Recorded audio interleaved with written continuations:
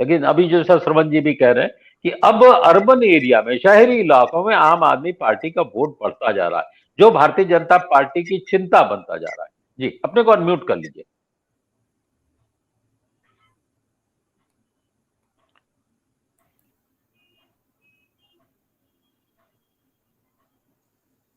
जी मिश्रा जी। हाँ हाँ जी।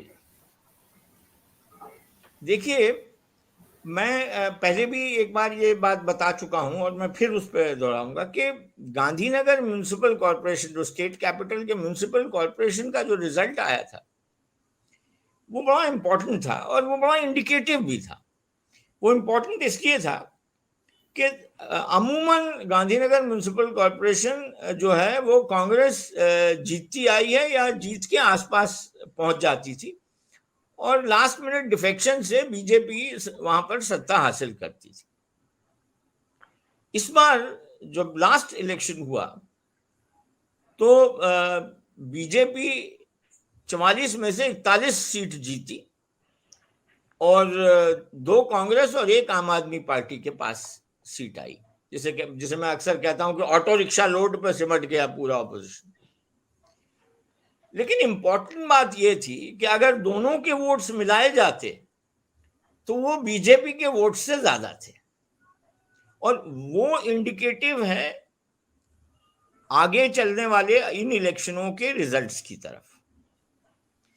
एक तरफ बीजेपी प्रेशर में है, अर्बन एरियाज में डेफिनेटली जो है आम आदमी काटेगी। ये मान्यता ग्रास रूट लेवल से अर्बन एरिया से आ रही है, जो बीजेपी को नुकसान पहुंचाएगा।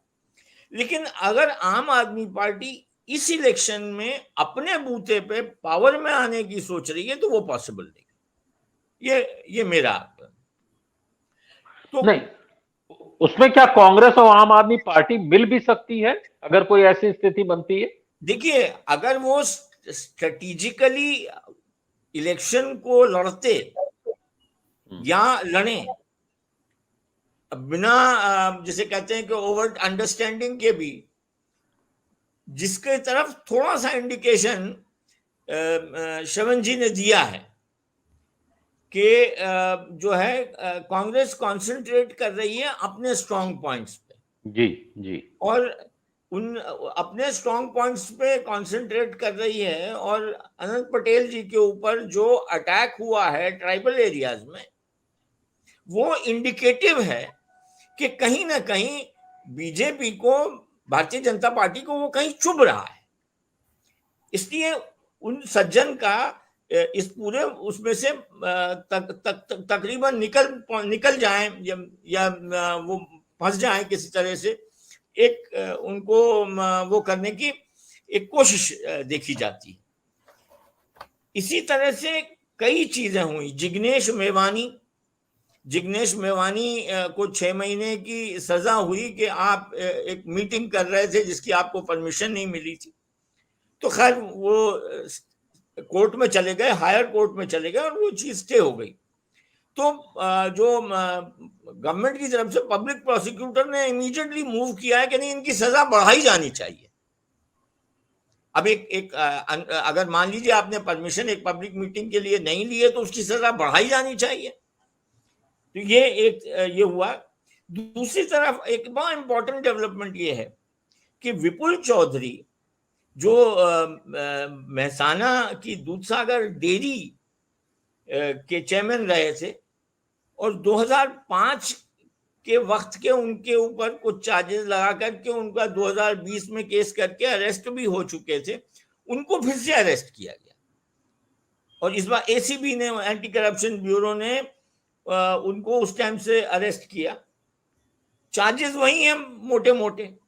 और उसको कोर्ट में जब बात आई तो शंकर सिंह वाघेला और जो अर्जुन मोढवाडिया, दोनों को विटनेस की तरह समन करा गया वहां।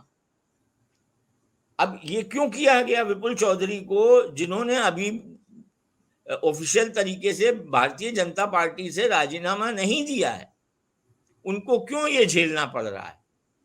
उसको ये है कि वो जो उनकी जो कास्ट है अंजना चौधरी, वो 12 सीटों पे उनका फॉलोइंग है नॉर्थ गुजरात में।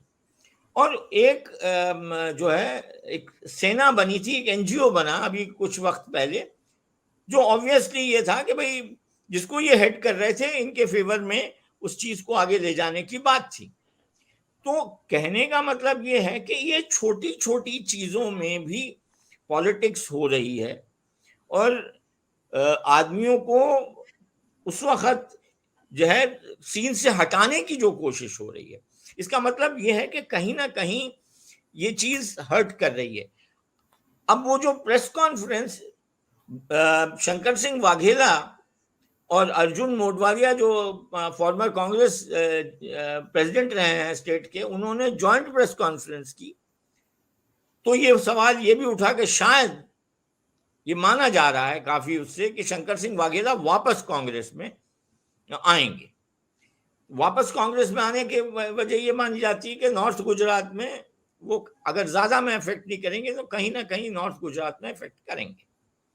तो इस तरीके की चीजों का होना और गवर्नमेंट का प्रोएक्टिव होकर के केसेस को लाना लोगों को हटाने के लिए, लीडर्स को हटाने के लिए, इस बात को जाहिर करता है कि बीजेपी कहीं ना कहीं परेशान है इन चीजों से और उसकी परेशानी बढ़ रही है आम आदमी पार्टी की प्रेजेंस से। और अगर कोई स्ट्रेटेजिक अनअनाउंस्ड भी इस किस्म का किसी ने भी स्टैंड ले लिया और दोनों मिलकर के अपनी अपनी जगह पर आम आदमी पार्टी और कांग्रेस जो है सीट्स लाने में, अपनी सीट्स लाने में केपेबल रहे, तो वो चीजों को काफी हद तक बदल सकता है। और अगर वो बदला या कमजोर पड़ी बीजेपी गुजरात में, तो 2014 में इसका डायरेक्ट असर होगा। दूसरी बात एक ये भी कही जा रही कि जिस तरीके से बीजेपी ने, और बीजेपी का मतलब है नरेंद्र मोदी जी और अमित शाह जी ने, पंजाब के रिजल्ट के बाद हिमाचल में डिसरप्ट करने की कोशिश की थी आम आदमी पार्टी के एफर्ट को, और उन्होंने, आम आदमी पार्टी ने ये डिसाइड किया कि बड़े स्ट्रांग तरीके से गुजरात में उतरना चाहिए, नहीं तो ये हम लोगों को बहुत ज्यादा नुकसान पहुंचाएंगे। और इसलिए उन्होंने बड़ी स्ट्रांगली यहाँ पर एंट्री की है आम आदमी पार्टी ने, और प्रधानमंत्री जी को ज्यादा वक्त यहाँ गुजारना पड़ रहा है, ये इस बात का सबूत है कि ये स्ट्रैटेजी वर्क करी है। दूसरी चीज, एक और जो पॉइंट है वो ये है कि कहीं ना कहीं ये इलेक्शन केजरीवाल जी को ये मौका दे रहा है जो वो सीधे जो है नरेंद्र मोदी जी से टक्कर लेते हुए दिखाई दे।